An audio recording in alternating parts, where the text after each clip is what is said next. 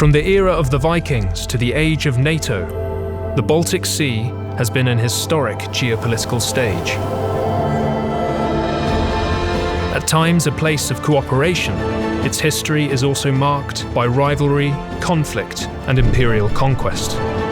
Now, amid a new age of great power competition, the region is being reshaped once again.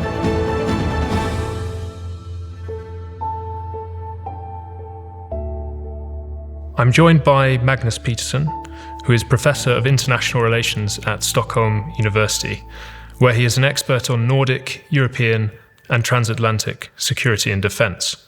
We are going to talk about Sweden and the Baltic during the Cold War. I'd like to start off, Magnus, by asking you about Sweden's decision to join NATO in the wake of Russia's full-scale invasion of Ukraine in 2022. Can you give us a sense of just how profound a change this was in Sweden's geopolitical posture and position in the world? I'm an historian, so I see the decision as a last step in a long process. We can actually start off in the Cold War, if you like. Sweden had a secret military cooperation with several NATO countries then, and then after the end of the Cold War in 1994, we joined the Partnership for Peace and started to work openly with NATO. So it has been a long gradual process, as I see it, and which the application is just the last step. There are a lot of commentators who have said that in the wake of the invasion of Ukraine, the Baltic faces its greatest security threat since the end of the Second World War. Do you share that view? No, I actually don't share that view, because I think that we forget the situation during the Cold War. Back in those days, the Baltic states were actually, and Ukraine for that sake, it was a part of the Soviet Union. Soviet Union had allies in Poland and Eastern Germany, and practically they controlled the whole Baltic Sea region. Now it's the other way around, actually. All states around the Baltic Sea, except Russia, are members in both EU and NATO. Russia don't have allies in a meaningful sense. They don't have multi-million armies that can attack and occupy Western Europe in a month, including Scandinavia. So from my perspective, it's a totally different situation now, and a much better situation. Then I, of course, agree that it's the worst situation since the end of the Cold War, but it's not the worst situation since the end of the Second World War. Well, it's very helpful to have that historical perspective. Can I take you back now to the end of the Second World War? Could you explain a little bit more about how the war itself had transformed the geopolitics of the Baltic Sea region? Yeah, Russia had sort of increased its both territory and sphere of interest, so to speak, much more than it had historically. It had never been so powerful, and that situation didn't change actually until 1989, 1991, when the wall came down and the Soviet Union actually dissolved and the Warsaw Pact and so on. So it was a period of 40 plus years that they had this power in the region, and And NATO's ambitions during that time was mainly to try to hinder the Soviet Union from coming out to the North Sea. They didn't dare to operate in the Baltic Sea. Today the situation is, as I said, very different. Now the Baltic Sea is a NATO sea, and Russia is sort of marginalized in a way. And what were the geostrategic stakes in the Baltic Sea region and Scandinavia in the 1940s and 1950s? In principle, there were two geostrategic focal points in the region, and one in the south, the Baltic Straits, and one in the north, the North Calotte, as we call it, or northern Norway, northern Finland, northern Sweden. The Soviet Union was dependent on access to the North Sea and the North Atlantic, so they needed to get access or even control those areas to be able to disturb or hinder the U.S. from helping Europe with personnel and other things through convoys, as they had done both during the First and the Second World War. So it was those two focal points was extremely important for the Soviet Union to control. And where does Sweden fit into this? What were the challenges and potential dangers of this situation from the Swedish point of view? Yeah, the problem for Sweden was that although we were not members of NATO back then, our territory was included, of course, in these two focal points, both in the north and in the south. So in case of war, the risk for us to be dragged in was relatively high, although we didn't participate in NATO. And what else is at stake in this part of Europe during the early Cold War when it comes to the threat of nuclear weapons and nuclear exchanges? Was Northern Europe important to the two superpowers from that point of view as well? Yeah, gradually the Soviet Union built up its second strike capability in the north, in its northern fleet, and that was crucial for their second strike capability, which made the North Calotte even more important as the Cold War went on. So in the 1980s, this region was actually not any longer called a flank, but rather a front in the Cold War. And I want to take you to 1949 and the foundation of the Transatlantic Treaty Organization. Denmark and Norway became founding members of NATO, but Sweden and Finland didn't join the alliance. Can you tell us why and what was going on in the minds of Sweden's leaders at that point in time? I think there are, as always, several explanations, but the most important one is the historical experiences, because all three countries tried to be neutral during the Second World War, but only Sweden succeeded to do it. And the experience from a Swedish perspective was that neutrality made it possible to stay out of war, but the Norwegian and Danish experience was that neutrality was not a guarantee for that. They became attacked and occupied by Nazi Germany, although they were neutral. And Sweden nonetheless had a close relationship with the West and with the NATO powers.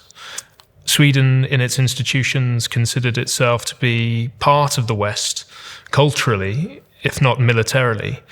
Can you shed some light on the relations between Sweden and the West during the Cold War? Sweden, as you said, Sweden definitely perceived itself as a Western country, and if there was a war, Sweden had to sort of land on the right side, which was on the side of the democracies. And Sweden had, I mean, quite intense political and economic cooperation with especially the Nordic countries, but also Europe and the world in a wider sense.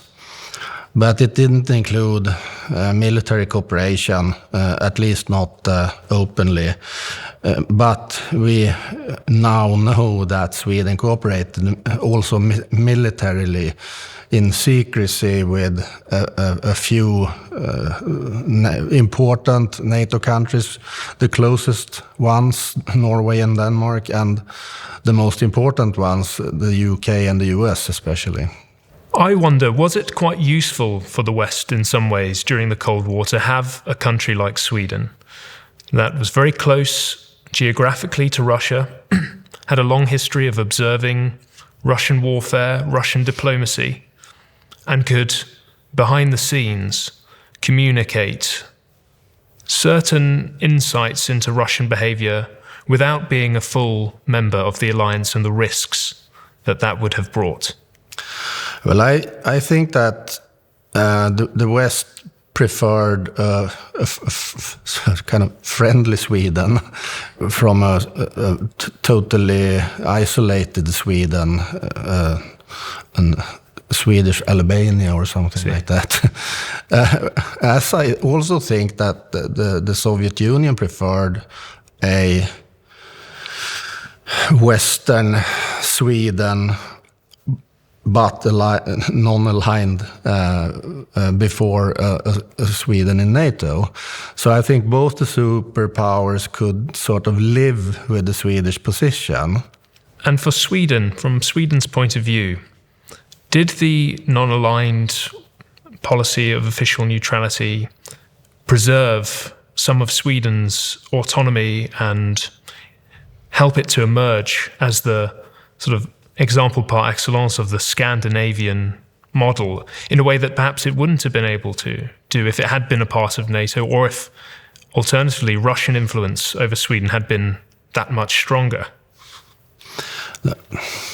I don't really believe in that argument, because if we look at Norway, for example, which was one of the founding members of the North Atlantic Treaty, they have actually been more successful than Sweden in mediating in conflicts, for example, during the Cold War and after. NATO is a very political organization. You have a lot of room for maneuver within NATO, since it's a consensus organization. I mean, you can, for example, buy Russian weapon systems and not be thrown out of NATO, such as Turkey. You can be a founding member of NATO without having a defense, like Iceland. So NATO is a very political organization, and the member states have a lot of room for maneuver within the organization. And the most important thing is Article 5, of course. And can you give us some idea of the potential costs of that policy? I mean, there were various occasions when the Soviets violated Swedish waters and sovereign airspace. Mm-hmm. Did that put Sweden in a very difficult position? I mean, costs, there were political costs, there were economic costs, there were military costs. I mean, in principle, joining an alliance means that you don't have to spend super much on defense, because you can share the costs. So Sweden, in general, had spent more on defense than its neighbors, for example. And I mean, politically, of course, the cost is that you can't sort of sit at the table where the decisions are taken and so on and so forth. And we thought that it was in the West's interest to help us if we were attacked. But an isolated attack was not that likely. The likely scenario was that an outbreak of a Third World War between NATO and the Warsaw Pact, and the risks that Sweden would be dragged in then, and then it would have landed on the western side, of course.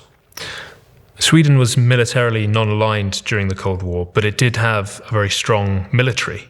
Can you tell us more about what that military had? What kind of capabilities did it have? It had the capability to defend Swedish territory for a pretty long time, at least 6 months or so, before potential help could come from the Western powers. So what kind of military capacity are we talking about here? What kind of armed force was the Swedish military during the Cold War? Yeah, no, I mean, all the branches were strong. We had a big army, we had a big navy, and we had a big Air Force. At some point in the 1950s, the Swedish Air Force was the 4th largest in the world, which is quite amazing after the Soviet Union, the US, and the UK. But it was defensive. We don't have the capacity for example, retaliation or deep strikes into the Soviet Union. Our weapons system was not built for that. They were built for defense and not for punishment, so to speak. And I wondered whether you could tell us a bit more about Sweden's model of total defense and where that comes from and how it served Sweden during this period. The experiences from the Second World War was that the war became total, in a sense, in the sense that cities were bombed, strategic infrastructure was bombed. The view was that the next war will look like that, roughly. So then you need a total defense. You need to be able to uphold critical infrastructure. You have to be able to protect the people, the citizens. You have to store goods that you don't produce yourself, and so on and so forth, so that the society could function, the whole society could function also in a war. And that was the sort of rationale behind the total defense, and we also built up such a defense during the Cold War to a large extent. What happens to the Swedish armed forces after the fall of the Berlin Wall? Well, slowly but steadily it was transformed from territorial defense to what we can call expeditionary defense, which means that we participated in the NATO-led and UN-mandated large peace operations in Bosnia, Kosovo, Afghanistan, Libya, because the territorial defense wasn't made for such operations. It couldn't be moved easily. The personnel, even the officers, couldn't be forced to participate in such operations. So there was a need to do a makeover from the ground, so to speak. And was some of its warfighting capacity hollowed out, as with other Western countries during this period after the fall of the Berlin Wall? Yeah, this was a general trend in the West. That must be said. Sweden was not unique. The only main example of countries, similar countries that didn't do this was Finland. But the size of the cuts is unbelievable, almost. I mean, we had 29 army brigades in the end of the Cold War, and now we have 2. So it's like army down 95%, Air Force and Navy maybe 85% of the size compared to the Cold War. So it's huge. And thinking now about the lessons that some people have drawn from Sweden's particular status during the Cold War between East and West, some commentators suggest that this provides a kind of model for peace building in Ukraine and for a diplomatic solution, that Ukraine could adopt a status of neutrality similar to Sweden during the Cold War, and that would reduce tensions. Do you share that view? No, I don't share that view. It's a possible solution to stop the war, I think. Russia will probably not accept, and they have said that several times, NATO membership for Ukraine. So it's a possible solution, but I don't think it's a good solution. If President Putin and Russia were to succeed in imposing their own solution in Ukraine, where would that leave Sweden and the Baltic Sea? Well, the fear is that if the war ends and Russia can build up its strength again, that it would be more dangerous for us again. Me personally, I don't think that the Russians will attack a NATO country, but I think that the risk that they attack countries such as Georgia or Moldavia, former Soviet republics, if they don't sort of act in a way that Moscow think is in their interest, I think there's a higher risk that those countries will be attacked by Russia than a NATO country. And Russia's full-scale invasion of Ukraine in 2022 was obviously the key event that led Finland and Sweden to join NATO, to apply for membership. Reflecting on the decisions made by Finland and Sweden to join the alliance, where does Sweden's membership of NATO now leave that vision of Sweden as a non-aligned moral superpower? I don't think it changed so much because you have such a big room for maneuver. You can be what you want to be as long as you support Article 5. You can have pretty much room of maneuver to be a peacekeeper or a mediator or against nuclear weapons or whatever. That's purely political decisions that you decide yourself, so to speak. So moving forwards, what role do you think Sweden should seek to carve out for itself in the transatlantic alliance? I think we will see more of East-West cooperation within NATO. Both Swedish and Finnish and actually also Norwegian defense thinking has been in terms of north-south. But now that we are allied, all three of us, we can start to think in east-west, in an east-west perspective.